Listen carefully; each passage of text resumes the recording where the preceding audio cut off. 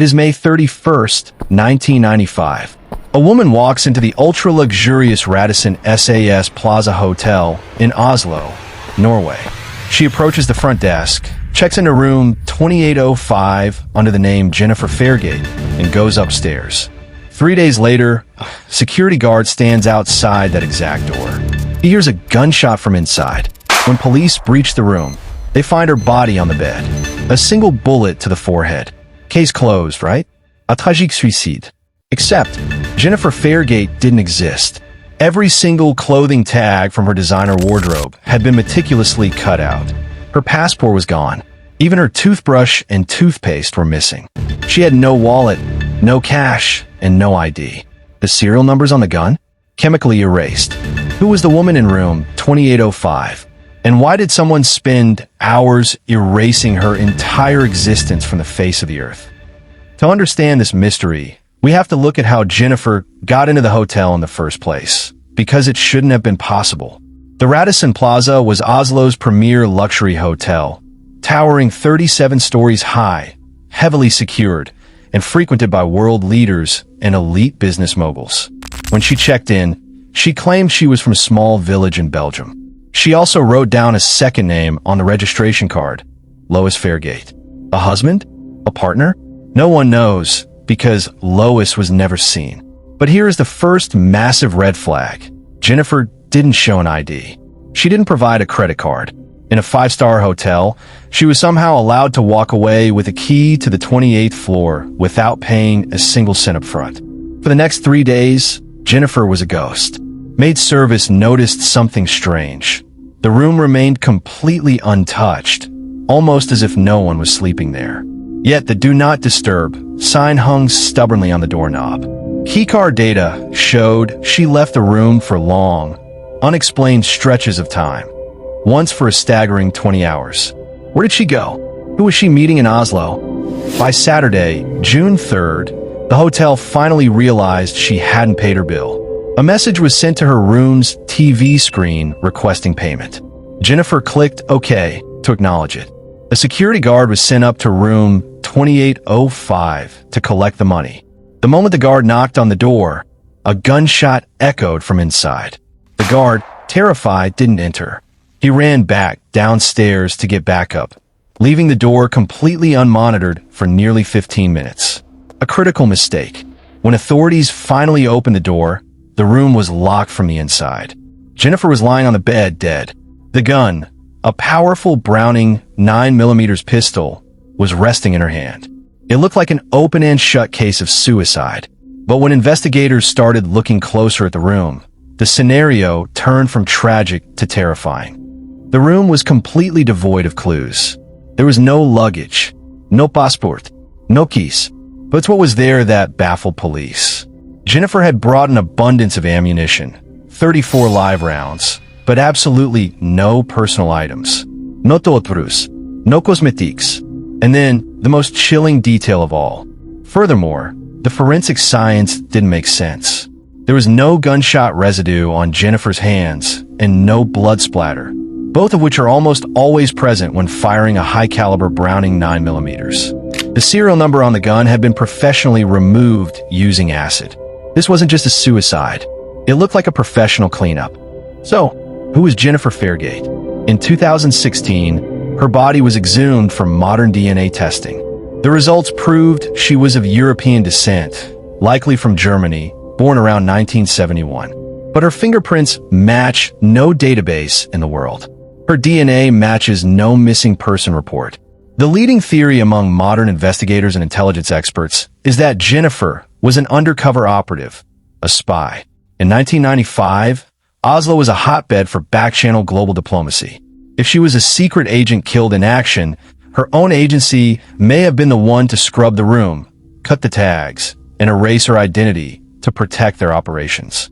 It would explain why she vanished into thin air during those missing 20 hours, and why she had enough ammunition to fight a small war. 30 years later, the woman from room 2805 remains one of the greatest anomalies in modern history.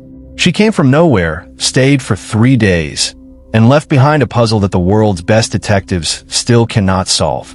Was she a woman fleeing a dark past, or a phantom of the intelligence underworld? We may never know. There are three main theories about who Jennifer Fairgate was and what happened in room 2805. Let me walk you through each one. Theory 1. Suicide. This is still the official ruling. Norwegian police maintain it with near certainty. The room was locked from the inside. There are no signs of forced entry. The gun was in her hand. Perhaps she came to Oslo specifically to die. Far from home, somewhere anonymous, where she would not be found by people who knew her. The removed labels, the false name, the lack of identification. Maybe this was the work of a deeply private person who wanted to disappear completely, even in death. The problem with this theory, of course, is the missing gunshot residue, the wiped gun, the filed serial number. These are not things a suicidal person typically arranges. Theory 2. Assassination. This is the theory that Norwegian intelligence figure Ole Kaldager believes most credible. Kaldager was a group leader within Norway's intelligence service, E14. He says the evidence is consistent with a staged crime scene. Someone killed her, placed the gun in her hand, wiped it clean, locked the door, and left. The removed clothing labels? Standard procedure for intelligence operatives, he says. The untraceable weapon? Ditto. The false identity with a Belgian address? Here's where it gets even more interesting. Norway had, and still has, an unusual concentration of unsolved mysterious deaths of unidentified people. The Oslo woman, found partially burned in 1970 with encrypted notes and disguises. The Cambo man, found near train tracks in 1987 with all his labels removed. Both cases have DNA links or geographic connections to Belgium. 3 mysterious deaths. 3 unidentified people, all with connections to the same small European country. Coincidence? Maybe, but it's a pattern that investigators have never been able to fully explain. Theory 3. She was an operative who went off script. Perhaps she was sent to Oslo on a mission. The hotel was a known venue for diplomatic negotiations and peacekeeping talks throughout the 1990s. Perhaps something went wrong. Perhaps she was compromised, cornered, or chose to take her own life rather than be captured, and someone cleaned up after her. Journalist Lars Christian Wegner, who investigated this case for years and described it to Netflix as following a ghost, has speculated she may have been a spy, a drug courier, an assassin, or a high-level operative of some kind. We simply don't know. In 2020, Netflix's Unsolved Mysteries dedicated an episode to Jennifer Fairgate, titled Death in Oslo. It brought the case to a global audience for the first time. Tips flooded in from viewers across the world. None of them led to her identification. Her DNA is in international databases. Her fingerprints are in international databases. Her forensic sketch has been shared across the internet millions of times. And still, nothing. Whoever she was extraordinarily well protected in her anonymity, either by herself or by the people who sent her. She has now been unidentified for over 30 years. She lies in that Oslo cemetery under a name that isn't hers. In a grave she shares with the secret of who she really was. Was she a spy? An assassin?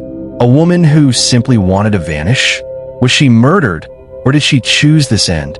Did someone out there, a parent, a sibling, a friend, spend the last 3 decades wondering what happened to the person they lost, never knowing she was buried in Norway under a fake name? These are questions that may never have answers. But somewhere there is a truth, and somewhere there is someone who knows it. If you or anyone you know has information about the identity of the Oslo Plaza Woman, Norwegian police and the International Missing Persons Organization NamUs still maintain open files. DNA comparisons can be requested. She deserves a real name on that grave. If you made it to the end of this video, thank you for listening. Cases like Jennifer Fairgate's matter, not because they're salacious, but because a real human being lived and died, and no one has ever been held accountable for the mystery she left behind. Drop your theories in the comments. I want to know what you think happened in room 2805. And until next time, stay curious, stay safe, and remember, some of the most extraordinary stories have no ending yet.